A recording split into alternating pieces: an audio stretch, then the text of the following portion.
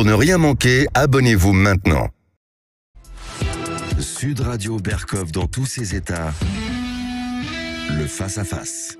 Et pour le face-à-face, nous avons le plaisir d'avoir avec nous Dominique Lormier, auteur du tome 2. Il avait bien évidemment écrit le tome 1, des vérités cachées de la Seconde Guerre mondiale, publié aux éditions du Rocher. Dominique Lormier, bonjour. Bonjour. Bienvenue sur Sud Radio. Alors, après le tome 1, le tome 2 des vérités cachées de la Seconde Guerre mondiale, le premier était passionnant, le second l'est tout autant. Près de 80 ans après la fin du conflit, on ne sait encore pas tout.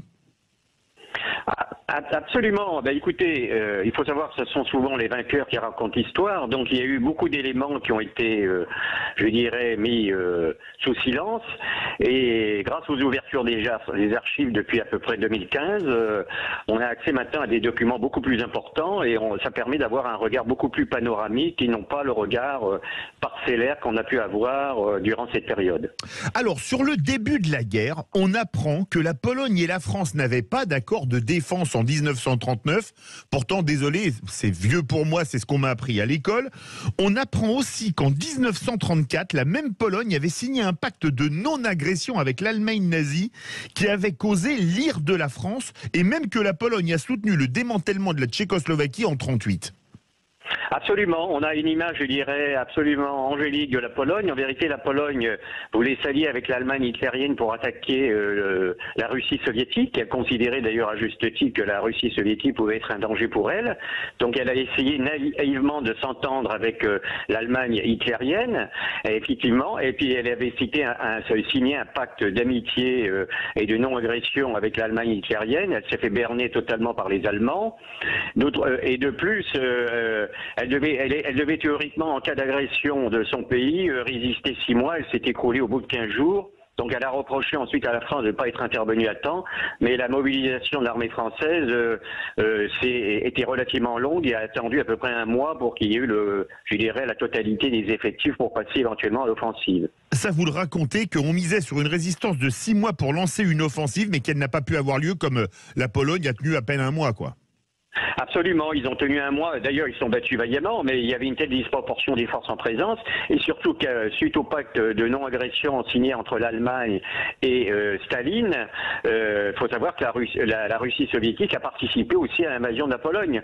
Tout l'est de la Pologne a été envahi par l'armée rouge et l'ouest par l'armée allemande. Alors, donc la Pologne a véritablement s'est trouvée dans une situation catastrophique. On apprend dans votre livre que l'armée française connaissait les plans de l'offensive du 10 mai 40 grâce à un espion nommé Hans-Thilo Schmidt, mais que l'état-major ne l'a pas cru.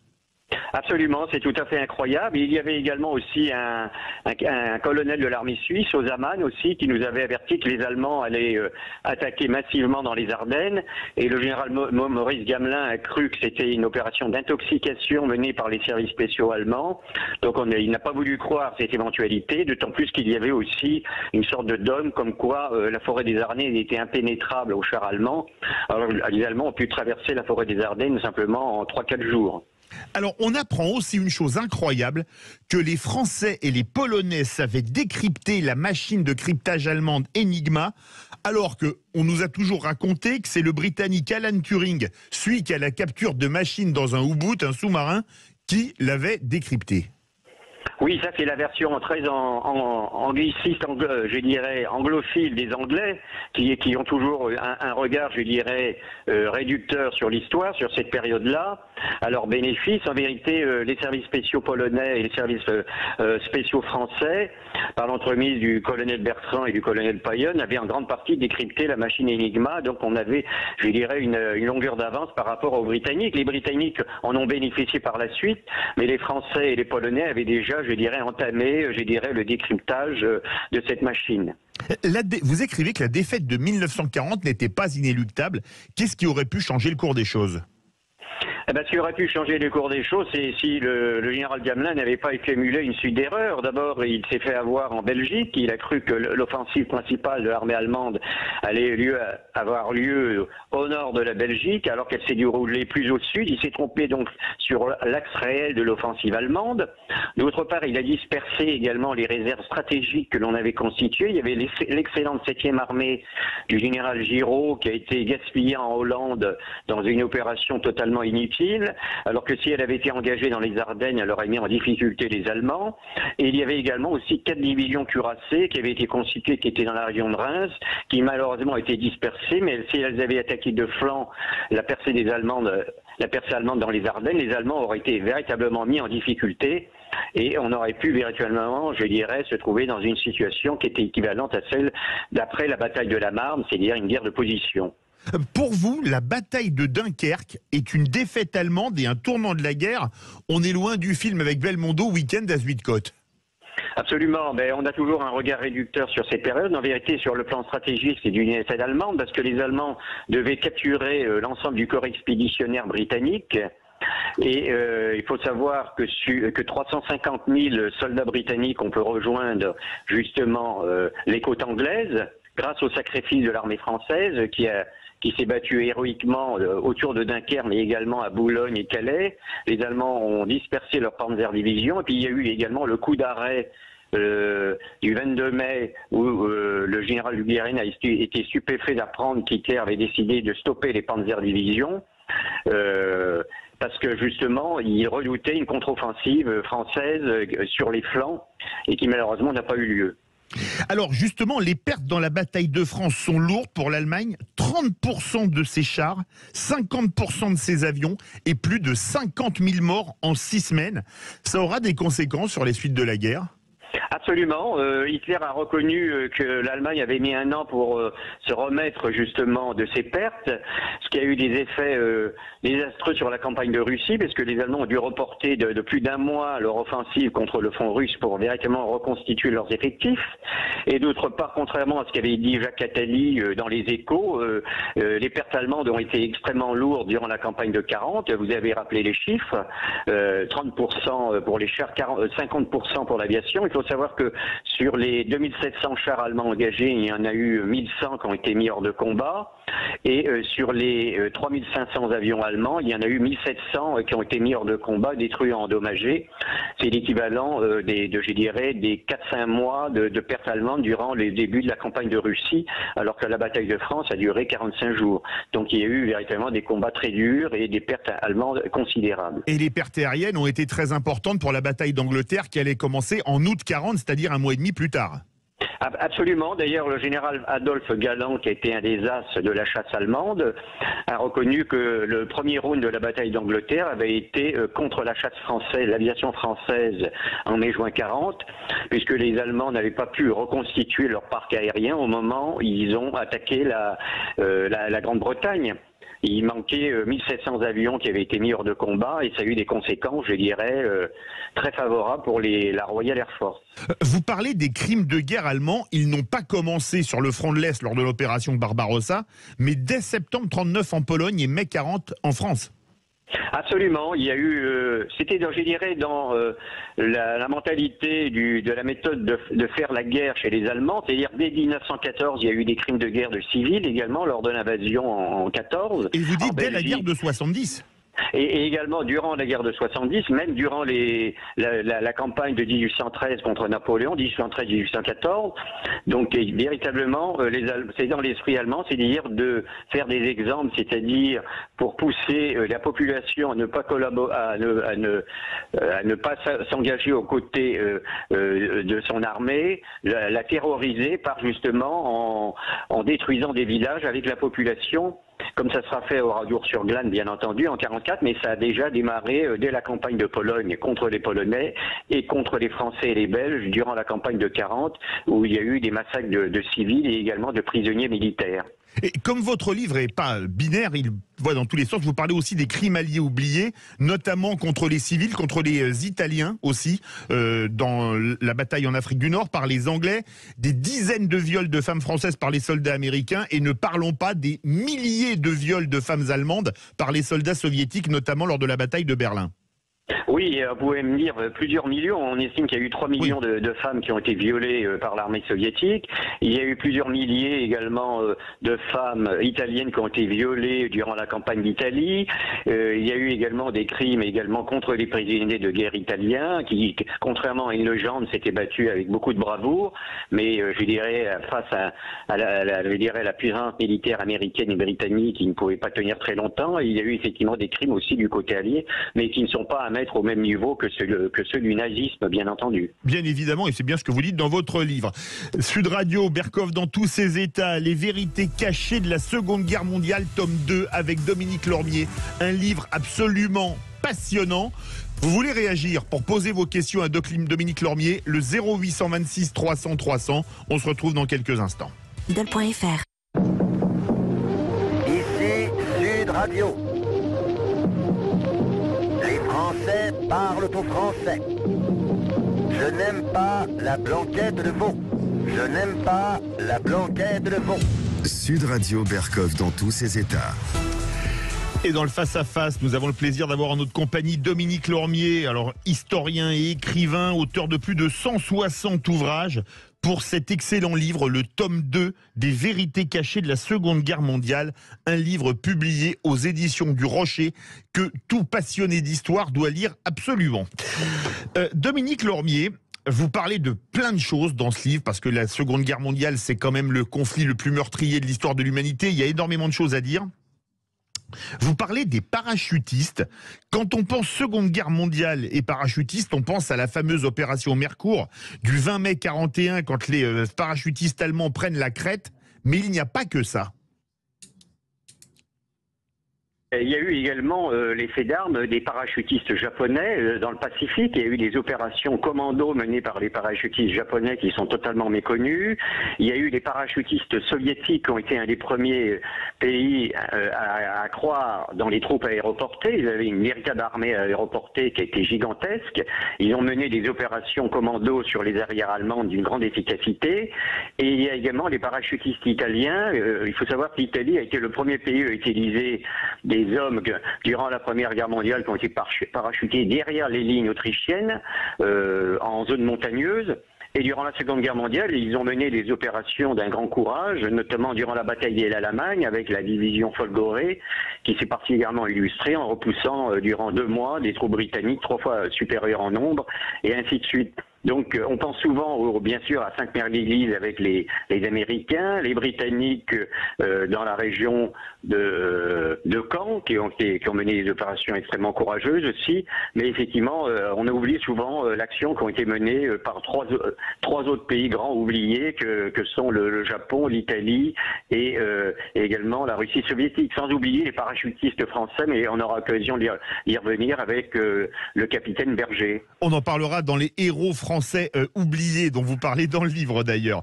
On apprend, alors ça c'est fou, que lors de la rencontre entre Hitler et Franco à Hendaye, Hitler refusa à Franco des demandes territoriales pour rentrer en guerre qui étaient l'annexion du Maroc français et du Roussillon, c'est-à-dire les Pyrénées-Orientales. Racontez-nous. Effectivement, c'était la volonté de Franco. Franco a voulu participer au dépeçage de la France, comme avait essayé de le faire également Mussolini. Mais Hitler, en fin stratège, avait compris qu'il avait tout intérêt à s'entendre avec Pétain, justement, pour ne pas engager les troupes allemandes dans une guerre qui aurait pu avoir lieu en Afrique du Nord si Pétain avait décidé de poursuivre la guerre en Afrique du Nord. Donc il voulait absolument éviter cette situation. C'est pour ça qu'il a essayé de s'entendre avec, bien sûr, Pétain, qui lui a tendu la main justement à Montoire, comme on le sait, et avec les Espagnols, il a commis la lourde erreur d'être quelque peu pédant et prétentieux vis-à-vis des Espagnols. Or, il faut savoir que si Franco était entré en guerre aux côtés des Allemands, le détroit de Gibraltar aurait été verrouillé, c'est-à-dire que les Allemands auraient pu occuper Gibraltar, qui était facile à prendre, contrairement à ce qu'on dit, et occuper également le Maroc espagnol, si bien que le ravitaillement des Britanniques en Égypte ne pouvait plus être assuré du fait que le détroit de Gibraltar aurait été verrouillé. Les Américains n'auraient pas pu débarquer en Afrique du Nord, donc c'est tout le sort de la guerre en Méditerranée qui aurait été totalement bouleversé. Donc l'attitude de Franco neutraliste à ce niveau-là a été très favorable aux Alliés. Franco a refusé de s'engager parce qu'il pensait que l'Allemagne perdrait aussi. Aussi, il attendait la chute de la Grande-Bretagne vraiment pour s'engager éventuellement, mais effectivement, il y avait dans son entourage, je dirais, deux bords. Il y avait les extrémistes qui voulaient véritablement s'engager dans la guerre aux côtés de l'Allemagne hitlérienne, qu'on retrouvait chez certains phalangistes, et il y avait Carrero Blanco, qui était d'ailleurs le premier ministre de Franco pendant de nombreuses années par la suite, qui lui était un catholique pratiquant, et il voyait d'un très mauvais œil le paganisme du nazisme. Et même s'il était très anticommuniste, il avait plutôt, je dirais, ses faveurs auprès des Britanniques et des Américains. Il faut savoir que Franco dépendait également énormément de l'Amérique latine pour son ravitaillement en divers domaines.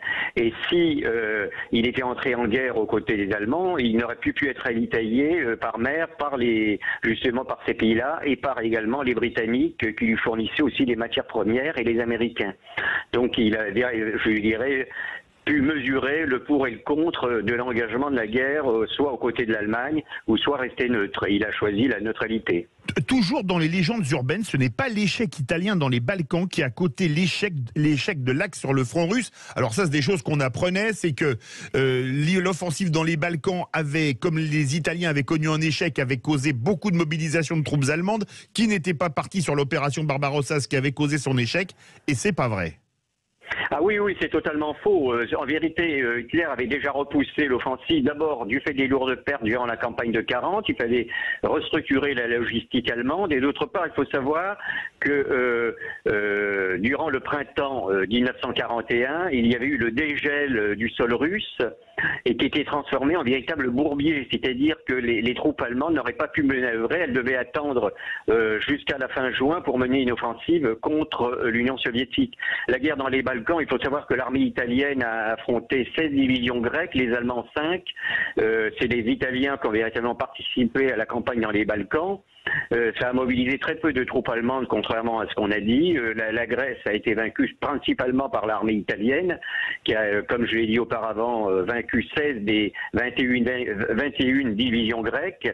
La campagne de Grèce s'est terminée très rapidement par la suite, du fait de l'engagement des troupes allemandes, et la Yougoslavie s'est effondrée au bout de même pas d'une semaine de combat, puisqu'elle était attaquée de tous côtés, à la fois par les Hongrois, par les Allemands, les Italiens et même les Bulgares aussi qui ont participé à la curée.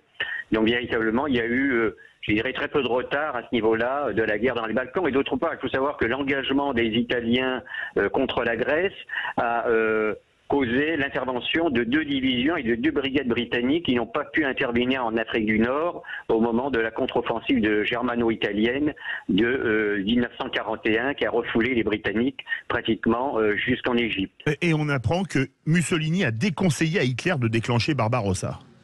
Absolument. Mussolini, de toute façon, il faut savoir que le premier pays à avoir reconnu la Russie soviétique, ça a été l'Italie. Mussolini venait de l'extrême gauche, donc il avait un regard plutôt favorable vis-à-vis de Staline. N'oublions pas qu'il avait été une des têtes pensantes du Parti socialiste italien, et il estimait que le véritable ennemi pour les Italiens était la puissance coloniale britannique et les Américains. Il avait un regard, je dirais, plus réaliste sur la situation du conflit, et il ne voulait pas engager son pays sur la guerre sur 2 fronts, ce qui a été fatal à Napoléon et ce qui fera également fatal à Adolf Hitler. Il avait une vision stratégique qui était, je dirais, plus éclairée que celle d'Hitler, qui avait en plus un regard sur les Slaves qu'il jugeait comme des sous-hommes, etc. Il pensait pouvoir vaincre la Russie très rapidement. Il avait énormément de préjugés racistes, comme vous le savez, plus son antisémitisme, et il n'a pas eu le regard, je dirais, plus panoramique et stratégique qui était celui de Mussolini. Et il avait sous-évalué la puissance militaire soviétique après les purges dans l'armée qui avaient quand même décapité les têtes, à commencer par leur chef, Toukhatchevski. Absolument. Et puis d'autre part, il estimait que que le peuple soviétique allait se soulever contre le tyran Staline. Or, Staline a eu l'habilité de mettre en avant le nationalisme russe contre l'envahisseur allemand. Ça a joué. D'autre part, il avait totalement sous-estimé la puissance militaire soviétique. Elle était estimée à 180 divisions. En vérité, très rapidement, l'armée soviétique, à la fin de l'année 41, avait plus de 500 divisions en ligne. On peut donc voir la marge d'erreur qui était celle des services de renseignement allemands à ce niveau-là. Ils se sont trompés, je dirais, sur beaucoup de choses concernant la puissance militaire soviétique, et ça venait en grande partie de leurs préjugés raciaux vis-à-vis des Slaves, qu'ils considéraient comme des sous-hommes. Il faut savoir qu'Hitler avait même interdit aussi de faire connaître à la presse allemande l'existence du char russe T-34, car il était impensable dans le logiciel nazi qu'un peuple de sous-hommes ait pu fabriquer un char aussi performant que le T-34 soviétique. Oui, qui avait été T-34, même modernisé, le 85, qui a causé des pertes énormes au Panzer allemand. Les vérités cachées de la Seconde Guerre mondiale, on doit faire la pause. Dominique Lormier, le tome 2, publié aux éditions du Rocher. Vous avez des questions à poser à Dominique Lormier. On attend vos appels au 0826 300 300. On va encore apprendre plein d'autres choses. On était à Barbarossa, la suite de la guerre. On est mi-41 et il y a encore plein de choses à dire. Restez bien avec nous sur Sud Radio. Ici Sud Radio. Les Français parlent au français. Les carottes sont cuites. Les carottes sont cuites. Sud Radio Berkov dans tous ses états. Et dans Berkov dans tous ses états, pour le face-à-face, nous avons le plaisir d'avoir en notre compagnie Dominique Lormier pour le tome 2 des vérités cachées de la Seconde Guerre mondiale, un excellent livre publié aux éditions du Rocher. Vous pouvez bien évidemment poser vos questions au 0826 300 300. Dominique Lormier, on est sur le front de l'Est, Barbarossa, et vous posez la question de savoir si la bataille de Koursk, alors Koursk c'est l'été 43, qui est, si je ne m'abuse, la plus grande bataille de chars de l'histoire, est réellement une victoire soviétique, alors qu'on nous la présente toujours comme le second tournant à l'Est, après la débâcle de Stalingrad pour l'Allemagne. Absolument. Alors justement, il y a eu notamment un certain nombre d'historiens qui ont revisité la bataille de Koursk, notamment l'historien allemand Toppel, mais également d'autres. Et j'ai suivi bien sûr leur conclusion, à savoir que la bataille de Koursk n'est absolument pas un triomphe de l'armée soviétique. Les pertes soviétiques ont été 10 fois plus importantes que les pertes allemandes. En plus, les Allemands étaient en infériorité numérique. Alors effectivement, ils n'ont pas pu réduire le saillant de Koursk, mais ils ont infligé des pertes colossales aux troupes allemandes, 10 fois supérieures. Et il y a eu à peu près 1 200 000 soldats soviétiques qui ont été tués ou blessés ou portés disparus pour à peu près 300 000 soldats allemands. Donc vous voyez véritablement les pertes colossales qui ont été celles des Allemands. On peut dire que la bataille de Stalingrad a été plus un tournant, ainsi que Bagration par la suite en 1944, où là il y a un effondrement des troupes allemandes et un recul de 600 km. Donc à ce niveau-là, on peut dire que ces batailles ont été beaucoup plus importantes que la bataille de Koursk en elle-même. On va parler plus tard de Bagration. Il y avait en même temps que Koursk, il y avait la poche d'Orel, c'était la bataille de la poche d'Orel qui était à côté et qui était pratiquement au même moment. C'est une bataille qui a été importante ou pas ? Ça a été une bataille importante, au même titre que la bataille de Koursk.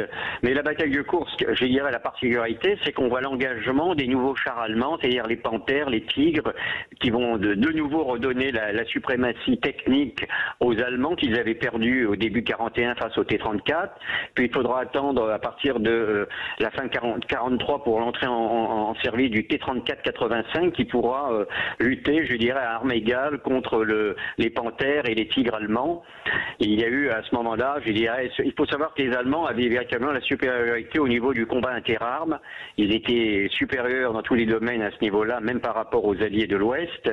Et il a fallu attendre véritablement le tournant de la guerre avec l'offensive soviétique du mois d'août 44 et également le débarquement des alliés en Normandie et sans oublier celui de Provence.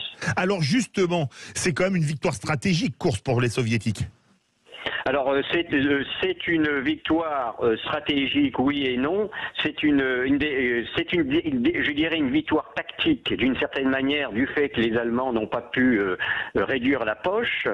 Néanmoins, les Allemands ont infligé des pertes 10 fois plus importantes aux Soviétiques. Donc je dirais que c'est une victoire à la Pyrrhus pour les Soviétiques et un demi-succès pour les Allemands. Les deux plus grandes défaites allemandes, on a déjà parlé de Stalingrad, mais on peut en reparler. C'est Bagration, l'offensif 21 juin 1944. C'est un accord qu'il y avait entre les Alliés à l'Ouest. On ouvre un deuxième front le 6 juin en débarquant dans le Cotentin et vous faites une offensive massive à l'Est qui s'appellera Bagration. Bagration, c'était un de ceux qui avait vaincu Napoléon en 1812.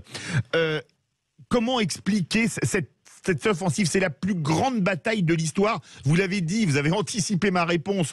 En 2 mois, les troupes nazies reculent de 600 km. C'est la plus grande bataille de l'histoire et la bataille clé du front de l'Est. alors qu'elle est peu connue en France. Moi, je vous avouer que, à part en lisant des livres, dont les vôtres, à l'école, on nous apprenait pas l'opération Bagration. Ben non, on a mis en avant Stalingrad et également Koursk. On peut dire que véritablement le tournant a lieu justement fin juin 1944 par cette offensive de l'armée soviétique qui va permettre de reprendre une grande partie du territoire qui avait été perdu, même de pénétrer en Roumanie, en Hongrie, etc. Donc de faire voler en éclats également l'alliance de l'Axe à ce niveau-là. Donc c'est véritablement l'opération décisive de la Seconde Guerre mondiale. On oublie souvent que sur les 5 500 000 soldats allemands tombés durant la Seconde Guerre mondiale, 4 millions sont tombés contre l'armée soviétique. Et que l'armée soviétique a quand même fixé 60% de l'armée allemande. Donc sans l'armée soviétique, les alliés de l'Ouest n'auraient pu vaincre l'Allemagne. Mais il est juste de dire également que sans l'apport anglo-américain et français avec les débarquements de Provence et de Normandie, avec l'ouverture de ce second front, l'armée soviétique n'aurait pas pu vaincre seule l'armée allemande. C'est véritablement parce qu'il y a eu la guerre sur deux fronts qui a été fatale à Hitler. Il y avait à peu près 250 divisions allemandes face aux soviétiques et à peu près 160 face aux alliés de l'Ouest. Donc si ces deux portions de troupes avaient été formées d'un seul bloc, soit contre les soviétiques ou uniquement contre les alliés de l'Ouest, il aurait été très difficile de vaincre l'Allemagne. C'est parce que justement il y a eu cette stratégie habile des alliés de la guerre sur deux fronts qui a véritablement condamné Hitler à la défaite. Vous parlez des échecs américains dans la guerre qui sont souvent inconnus. Absolument. Il faut savoir que les débuts de la guerre des Américains en Tunisie ont été désastreux, non seulement contre les Allemands, mais contre les troupes italiennes. Il y a eu la bataille d'El Guettar, où a été engagé le corps d'armée du général Patton, qui a affronté avec 60 000 hommes, 6 000 soldats italiens de la division Santoro, et il a subi un échec cuisant contre les Italiens, qui avaient 3 ans d'expérience de guerre dans le désert, et qui étaient bien supérieurs sur le plan tactique. Il y a eu également les difficultés des Américains en Sicile, où ils ont failli être rejetés à la mer, notamment Patton par une contre-attaque italienne de la division Livorno, d'ailleurs qui a payé le prix cher parce qu'ils ont attaqué avec 12 000 hommes et ils ont eu 8 000 hommes tués ou blessés. Donc contrairement à une légende tenace, les troupes italiennes se sont battues avec bravoure, souvent avec un matériel désuet et pas toujours bien commandé, mais elles ont fait preuve d'un grand courage. Et les Américains ont connu énormément de difficultés aussi en Normandie, puisque normalement la guerre devait être, le front normand devait être percé au bout de 15 jours et il y a fallu attendre pratiquement 3 mois. Quand on devait tomber le lendemain du débarquement, il a fallu attendre également 2 mois avant de s'emparer de Caen. Donc il y a eu véritablement une guerre très difficile. On oublie souvent que les Britanniques et les Canadiens ont fixé 75% des Panzer Divisions qui ont été engagées en Normandie. Donc ça a énormément facilité ensuite la percée d'Avranches et des troupes américaines. Et justement, ils ont aussi connu des échecs sur le front d'Extrême-Orient ? Absolument aussi. Au début, dans la guerre contre le Japon a mis hors de combat à peu près, je crois, 600 000 soldats alliés durant les premiers mois de la guerre. Ils ont perdu à peine 50 000 hommes durant les premières phases de la guerre dans le Pacifique. Donc les troupes américaines ont été mises en difficulté à ce niveau-là, mais néanmoins elles ont été décisives, il faut quand même le rappeler. On oublie également aussi la Chine qui a quand même fixé 30% des troupes japonaises dans la guerre sur leur front justement entre la Chine et le Japon, où les troupes japonaises ont été mises en difficulté aussi, et les Chinois sont souvent les grands oubliés parmi les alliés vainqueurs de la Seconde Guerre mondiale. Et il y a aussi une chose qui est importante, il y a un mythe, vous avez effleuré le sujet, qui est Patton. Patton était a priori pas un si grand général que ça. C'était un excellent communicant, mais avec un vocabulaire particulièrement fleuri, faut-il le rappeler? Oui, aussi, souvent ordurier d'ailleurs, pour rester poli. Il parlait des troupes soviétiques, je cite, de ces enfants de salauds de soviets. Oui, et puis il est considéré un peu comme des sous-hommes. Il avait d'ailleurs des préjugés racistes également vis-à-vis des Noirs. Il avait même un peu des tendances un peu antisémites également aussi. Donc, d'ailleurs, à la fin de la guerre, il voulait s'entendre avec les Allemands pour attaquer l'Union soviétique. C'est pour ça d'ailleurs qu'il était mal vu par le commandement allié. Il avait également une culture très portée sur les croyances orientales, puisqu'il croyait en la réincarnation. Il était persuadé d'être la réincarnation d'un légionnaire romain romain, d'un arbalétrier français du Moyen-Âge, d'un soldat, d'un général sous Napoléon, et ainsi de suite. Donc il était véritablement dans une lignée de chefs militaires, croyait-il. Certains disaient que l'armée américaine est née en 1917 sur le front de l'Ouest de la Première Guerre mondiale. L'armée américaine moderne, celle qui devient la première armée du monde, ex aequo avec l'armée rouge à l'époque, elle s'est faite à partir de 1941 et l'entrée en guerre. En vérité, c'est faux. Non, il y a eu véritablement... il faut savoir que l'armée américaine, en 1917, était entièrement, en grande partie, encadrée par l'armée française. C'est vrai, c'est ce que je disais. C'est l'armée française qui a formé l'armée américaine aux méthodes de combat modernes. L'armée française de 1918, elle a fourni à l'armée américaine 90% de l'armement lourd en 1918, ce qui a permis aux troupes américaines de pouvoir intervenir aux côtés des Alliés, et au niveau de l'encadrement également aussi. Et pendant très longtemps, de nombreux officiers français allaient enseigner à West Point durant les années 30, où l'armée française était encore considérée à l'époque comme la première armée du monde. Et il faut savoir que les méthodes de guerre, de contre-guérilla qui ont eu lieu au Vietnam ont souvent été sous l'effet, je dirais, de ce qui avait été mené par les commandos français en Indochine et surtout en Algérie, avec le général Bijard notamment, mais d'autres, où vous avez eu directement une école de guerre de contre-guérilla française qui a même donné des cours aux Américains à West Point et au sein des académies militaires américaines. Et qui étaient, vous avez parlé du mythe Patton, qui étaient les vrais grands généraux américains ? Il y a bien sûr Omar Bradley, il y a Eisenhower, et puis il y a également des généraux de division blindée américaine. Alors, il faut quand même pas, je dirais, condamner à 100% Patton. Patton avait quelquefois, je dirais, un certain génie au niveau offensif, mais il avait tendance à disperser ses troupes, c'est-à-dire au lieu de vouloir foncer directement vers la Roure, il a dispersé ses troupes pour essayer de réduire les poches justement de l'Atlantique également, notamment en Bretagne, et puis il voulait courir toujours 2 lièvres à la fois. Il n'a pas réussi à s'entendre avec également Montgomery, notamment durant la campagne de Sicile, où ils ont laissé échapper les 3/4 des troupes de l'Axe qui ont pu se rétablir dans la péninsule italienne. Donc véritablement, je dirais, il y a un côté tonitruant sur le personnage, mais au niveau de la dimension stratégique ou tactique, il y avait des choses à revoir. Dominique Lormier, Les vérités cachées de la Seconde Guerre mondiale, tome 2, un tome 2 aussi passionnant que le tome 1, publié aux éditions du Rocher, je le rappelle. Vous avez des questions à poser, appelez-nous au 0826 300 300. On a encore plein de choses à voir avec Dominique Lormier. Sud Radio Berco. Ici Sud Radio. Les Français parlent au français. Je n'aime pas la blanquette de veau. Je n'aime pas la blanquette de veau. Sud Radio Berkov dans tous ses états. Et on a le plaisir d'avoir avec nous Dominique Lormier pour Les vérités cachées de la Seconde Guerre mondiale, le tome 2, publié aux éditions du Rocher. Vous parlez de plein de choses dont on avait, même si on est passionné d'histoire, et j'avoue mon ignorance avant d'avoir lu votre livre, très peu connu, la terrible guerre civile en Yougoslavie. Alors je connaissais les horreurs menées par les Oustachis contre les Serbes, etc. Mais ça a dépassé tout ce qu'on peut imaginer en barbarie. Oui, généralement, on ignore également que les Tito et ses partisans ont commis aussi des crimes de guerre. Il y en a eu, même après la guerre, ça a perduré jusque dans les années 50, notamment en Dalmatie, où vous aviez 400 000 italophones en Dalmatie. Il y en a eu 80 000 qui ont été trucidés par les partisans de Tito, et les autres ont été contraints à la déportation ou contraints à l'exil, c'est-à-dire de retourner en Italie. Et véritablement, on était dans une guerre civile. D'ailleurs, on a vu la Yougoslavie dans les années 90 a, je dirais, éclaté en conflit interethnique d'une manière extrêmement sanglante. Il y a eu plus de 300 000 victimes.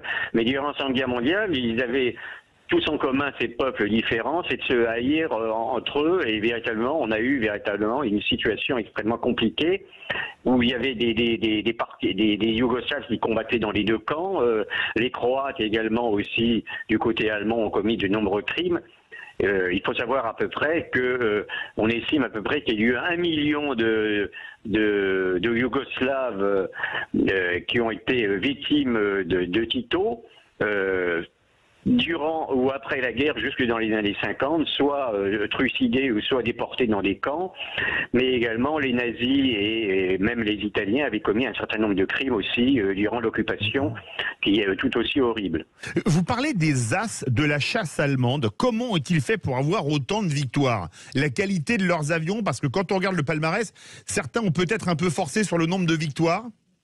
Non, en vérité, on sait maintenant que les victoires qui ont été homologuées étaient vraies, mais il faut savoir que jusqu'en 1942, les avions allemands étaient supérieurs techniquement aux avions soviétiques, notamment, où ça a été le paradis des avions allemands au niveau des victoires de la chasse. Il a fallu attendre 1942 pour que l'armée soviétique mette en ligne des avions assez performants. À l'ouest, les Allemands avaient dû affronter le Spitfire, qui était au moins équivalent ou même supérieur au Messerschmitt 109, mais il faut savoir que les Allemands avaient participé massivement avec la Légion Condor à la guerre en Espagne, oui. Donc ces victoires sont venues s'ajouter à celles de la Seconde Guerre mondiale, et du fait que les Allemands ont du moins affronté des avions alliés qui étaient inférieurs techniquement jusqu'en 1943. Il a fallu attendre cette période-là pour entrer en ligne d'avions qui étaient équivalents à la chasse allemande. Et l'armée française avait un très bon avion, mais pas en quantité suffisante, c'est le Dewotin D520, si je ne m'abuse. Absolument. Ça réagit au 0826 300 300. Bonjour Adrien.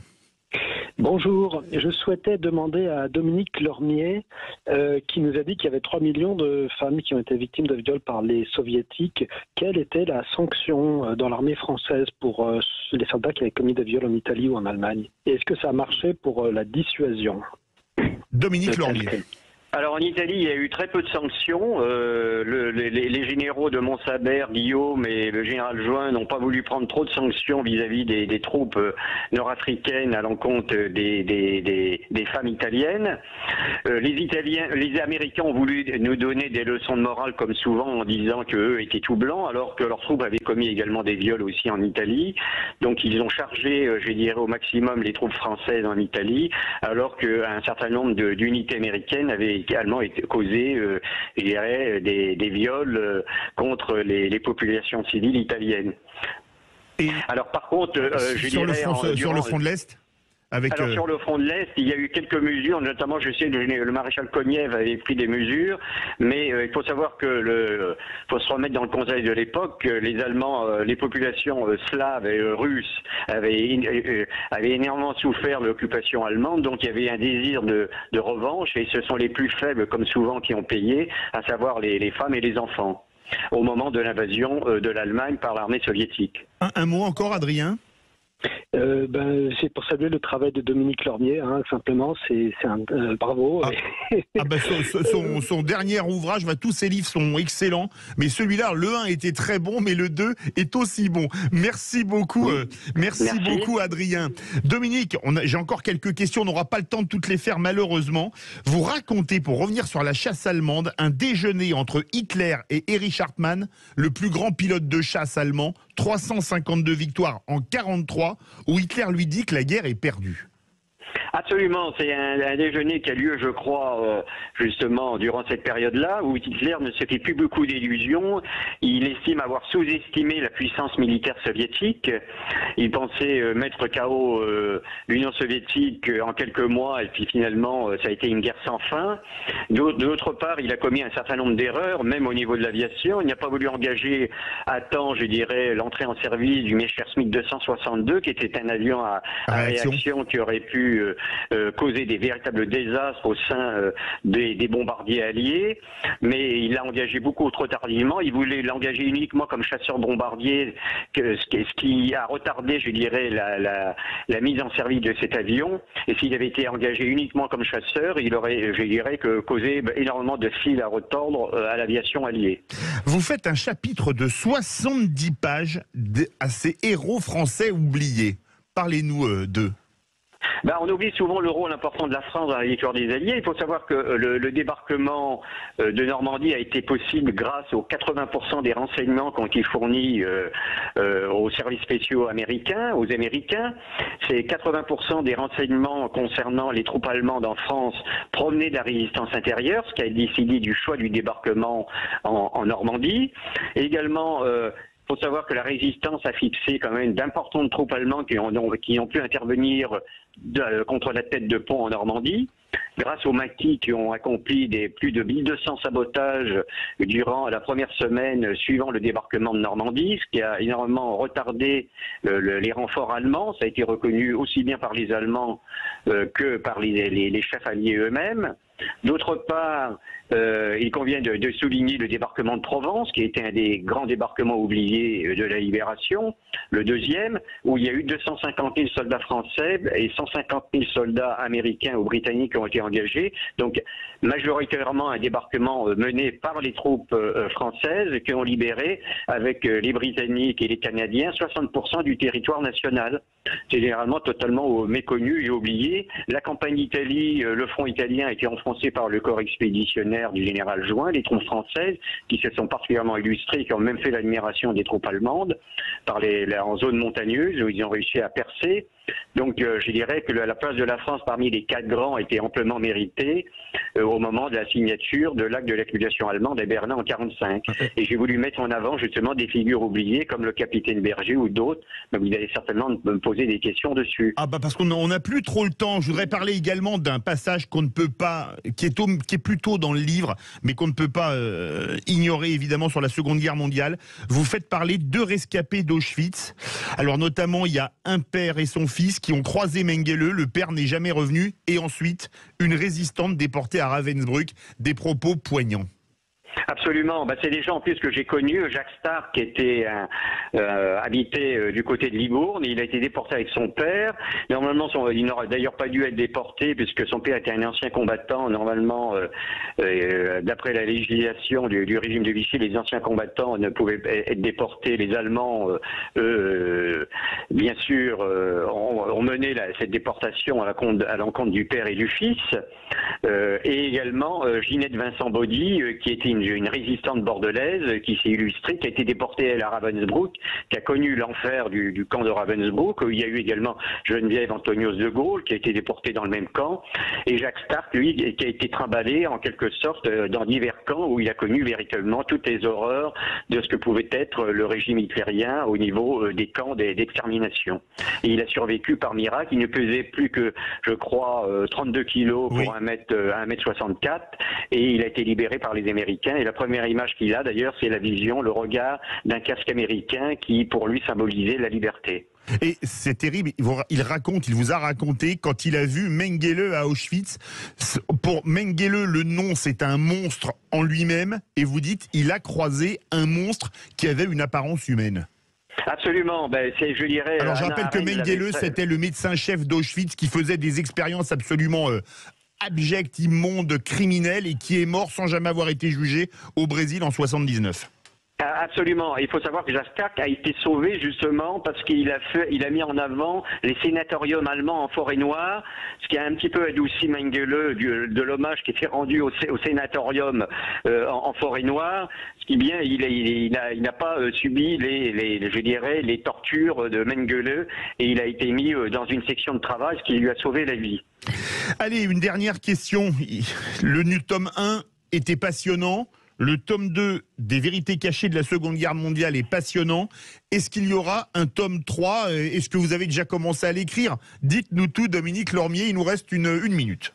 Alors, il y aura les vérités cachées de la Libération qui sortira en 2024 pour les 80 ans de la Libération, qui sortira aux éditions du Rocher. Et le tome 3 est un projet éventuellement qui pourrait être présenté à mon éditeur. S'il prête l'oreille à cette émission, il sera certainement, je dirais, ouvert à cette proposition. Est-ce qu'il y a des choses que vous interdisez, comme il nous reste 40 secondes, est-ce qu'il y a des choses que vous interdisez ou que vous interdiriez d'écrire parce qu'elles sont trop horribles? Je dirais, il y a certains aspects de la collaboration en France qui restent encore des sujets tabous. Bon, j'en avais parlé dans un livre là, sur le fichier de la collaboration, mais on a par exemple découvert qu'un déchet de la milice a été complètement couvert à la Libération, et il y a eu des activités importantes au sein d'un parti politique qui n'est pas un parti politique d'extrême droite, contrairement à ce qu'on pourrait penser, et qu'il y a eu même des activités ensuite au niveau sportif assez importantes.